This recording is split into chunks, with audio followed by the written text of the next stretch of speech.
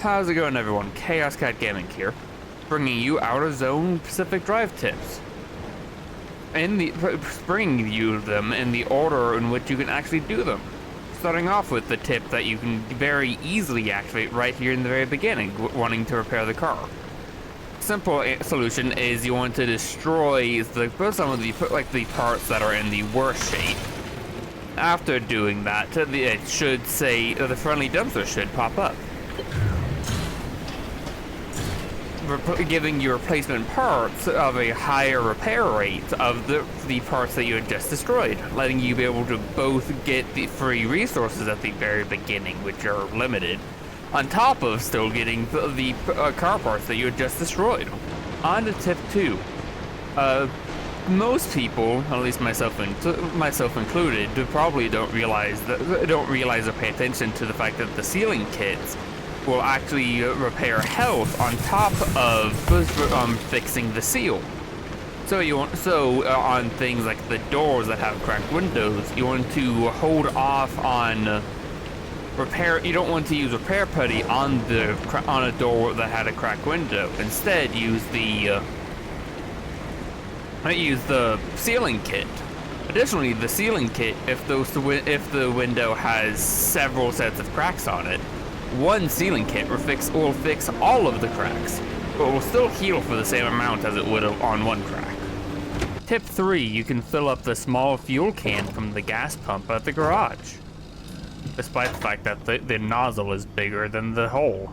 Tip 4, you want to make sure to scan everything you can. Scanning anomalies will unlock certain researches, and researching structures and cars are what you have to do to have them show up on the map to let you know what resource is in any specific area. So, tip 5, you can use your tools to break down fences. You don't get anything from them, but you can do it. Tip 6, you want to make sure to loot the trailers, buildings, whatever, before you break the plasma generators outside of them, because breaking the plasma generators will turn off the lights inside of the building, making it harder to loot. Tip 7, you can use the tools while you are walking, but you can't use them while running. Tip 8, the flare is a great defense against several types of anomalies, but is a double-edged sword, because it is a defense against anomalies, because it draws their attention to it from quite a long range, which means that they will be drawn to the flare instead of your car. However, that can sometimes have unintended consequences of summoning more of that anomaly to the area with the flare. Tip 9. If you are careful with how you use your scrapper, you are able to scrap more than one item at a time. They have to be adjacent and have the actual grinder part of it being able to hit both of them together. Tip 10. If your car gets taken by one of the abductors, do not use the emergency teleport. It will not get your car free. Tip 11. Be careful when using the emergency teleport, because it will use 10 energy each time you teleport. And if you don't have 10 energy available, it will start damaging your car instead. Tip 12. No! No. I already hooked? Yes.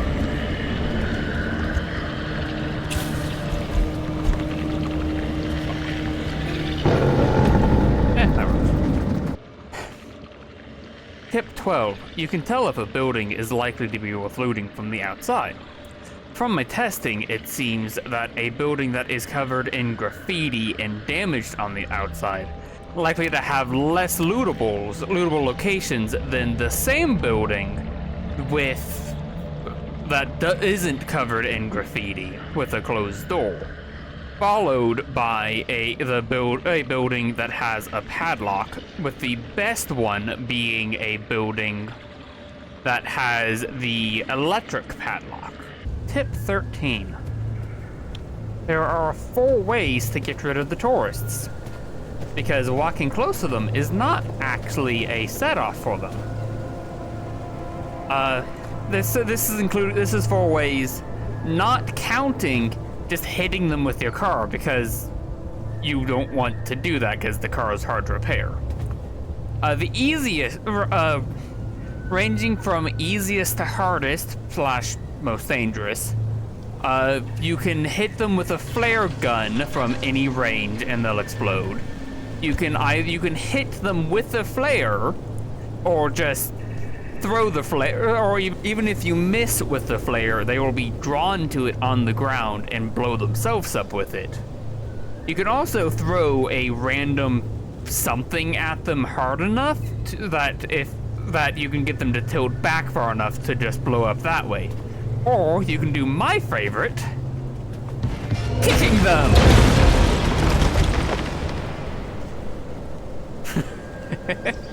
Now, the reason you'd want to blow these guys up beyond the removing them as a threat is that sometimes they will drop thermal sap crystals, and the electric ones that can have a chance of dropping plasma. Tip 14 is a slight CAR-Tography lesson for you. But seriously though, you see on the map there are these rings? The rings actually have reasons. The smaller the ring is, the higher elevation that point is. So, and if the rings are very close together, like right here, that is a very steep slope. Whereas if the rings are further apart, it is less of a slope. Very important to know and pay attention for when you are trying to go off-road to some of these anchor nodes, or whatever other resources you might have seen off the beaten path. Tip 15. Tip 15. When you park your car, you want to park it so that it is facing vaguely in the direction of where you're wanting to go. Additionally, if you park near an anchor node, you make sure to try to have it so that the arc device is in the direction of the anchor node to make it easier to deposit the node and leave. Straight on to the next tip. With the anchor nodes, this yellow ring around the anchor node isn't just for show. You want to make sure to park outside of that ring, because when you pick up the anchor node, it will release a burst of radiation which will damage the car if it's inside of this area. Along with it will summon a whole bunch of anomalies inside of this zone of influence. So it is, let's say you want to, yeah. It will spawn a whole bunch of anomalies inside of this zone of influence. Tip 17. When you pick up and are holding an anchor node, it's causing you radiation damage. So as a way to reduce that, you can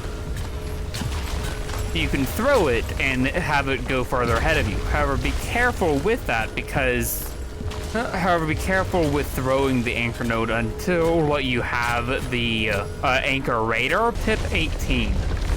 If your car gets too damaged, you will start taking damage from hitting things, and then as your durability lowers, you will take more damage from things, up to the point that you will eventually start taking damage from each of the little bumps that is going on from driving off-road. Tip 19. When you get back to the garage for the first time and are able to do research, I highly advise you go ahead and get the summer tire research. And after the summer tire, if you want, you could research the off-road tire. Alternatively, you could work on going towards researching the steel panels, which will help with reinforcing your car a lot. However, that would all require researching the bulb and the steel sheet. Then, after getting the steel panels, I would advise you go ahead and get the relightable flare, because the relightable flares don't attract the anomalies like the regular flares do. And after your first drive, you are likely to start having nighttime drives. And then, with your remaining amount of energy, I highly recommend you go ahead and get the matter regenerator as well. the next tip is to make sure you go ahead and like the video. And hit that subscribe button and the notification icon so you don't miss any of my other videos. Tip 20. When you come back after your first run, or any subsequent runs perhaps, you will have a whole bunch of damaged, badly damaged crude parts. Go ahead, rip those off, and go ahead and scrap them down. Coincidentally, both your inventory and the matter deconstructor, when emptied, have enough space to be able to hold a crude door and the crude panel, so you can press E on the matter deconstructor and deposit both of them into here to be able to make scrapping down your car even faster. Tip 21. The friendly dumpster will periodically give you replacement car parts if your car is damaged enough. Like so. Additionally, what parts it will give you will depend on what zone you're on and what research you are at. The friendly dumpster, if your car is damaged enough, will give you crude parts while in the outer zone. It will give you up to steel parts in the mid zone, steel parts and the summer tires. And in the outer zone, it will give you the reinforced parts. Tip 22. Now that you have the transfer trunk, don't do what I did. What you can do is you can actually open up extra inventories directly to each other. So you can reload directly into the transfer trunk from the trunk. This also extends to any other storage expansions you can do, such as the roof rack or the side storage. Tip 23, make sure you check back in this area because the car and the electronics back here will regenerate every time you return. Additionally, this car will also upgrade similar to how the friendly dumpster car parts will upgrade. Tip 24, when a bunny gets onto your car, don't just throw them off. Instead, press the F key. It turned off my hotbar. Press the F key or whatever your kick button is. Faster. I'll do that later. Whatever your kick button is to get the bunny off your car instead of just throwing them. Because when you kick them, because kicking the bunny will disable it, which isn't as important with the broken bunny, but is very important with the dust bunnies because holding them or being around them will give you radiation damage. Tip 25. So you can actually do more than just throw the bunnies off of your car. You can actually scrap them down, and each bunny will give a different type of supplies. Tip 26. When going up steep slopes, try to take them at an angle, as that will make the slope less as far as the car is concerned, and make it easier to be able to go up it, assuming that running at it with enough speed wasn't successful. Tip 27. Before leaving your current area and going to the next one, make sure you go ahead and repair your car. Just because you have time to repair your car now does not mean that you will be able to easily do so in the next junction you're going to.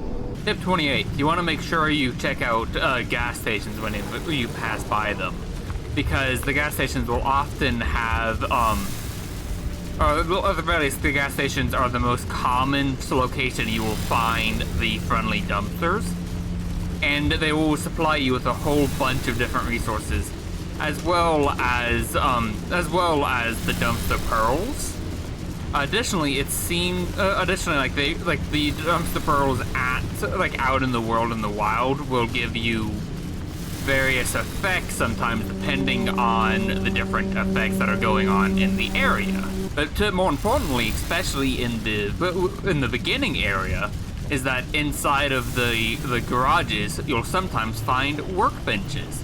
Now, what's important about the workbench right now is the fact that the workbench is a tier 2 crafting table. when you still have the tier 1 work mat in the back of your car. Tip 29, anytime during a storm closure, you can get one of the payloads, which are generally very good to go for as they hold a lot of materials. They're also one of the few benefits of doing a high instability area due to the fact that the yellow part of the storm will close in slowly, giving you a chance giving you a higher chance of having a payload spawn, on top of actually getting several of them to spawn. However, I think to have several of them spawn, you have to have first collected, or at least opened, the first one. I don't think it will show up several of them in one area without activating. Tip 30. You can sometimes get the next zone's energy, or anchor nodes, from areas of high instability. Additionally, there is very little that you can actually get, research-wise, using the next zone's energy without having that next zone's resources. Tip 31. If you are in need of chemicals, you can scrap down the excess paint you have, and the constructor has a high chance of giving you chemicals. Tip 32. Be careful of the left-rights, because not only do they give your car confusion mixing up your controls, they also seem to be one of the major sources of acquiring car quirks, which semi-permanently gives you mixed controls of some degree, and can sometimes be extremely dangerous. Tip 33. Electricity-based anomalies will generate you electricity if you have, it will generate you some electricity if you have the lightning rod on. While you have the lightning rod on, your car will not take damage from the electricity, which is honestly probably a better use for it than trying to use it for power. Tip 34. If you are desperate for power, no matter the circumstance, you can gain, well, you have to take damage. You can gain power from driving into the sizzling mist. Additionally, unlike with the other electrical anomalies, even if you have the lightning rod attached, you will still take damage from the sizzling mist. However, you will gain the power generation of the sizzling mist and the lightning rod, letting you be able to get double the power out of the sizzling mist. And here we are at the final tip, or at least for the outer zone. Tip 35. This is the most important tip that will absolutely save your life if you do it properly. Make sure you check your map before you go through your exit gate, because the next junction that you have opened isn't always going to have an exit gate, such as these 4 in a straight line. None of them have an exit gate. If a junction doesn't have a exit gate, you can't leave alive. If you guys enjoyed the video, please hit that like button. This takes a lot of effort to do. And let me know if you want me to make a mid-zone video as well after this. And I will see you all next time. Bye.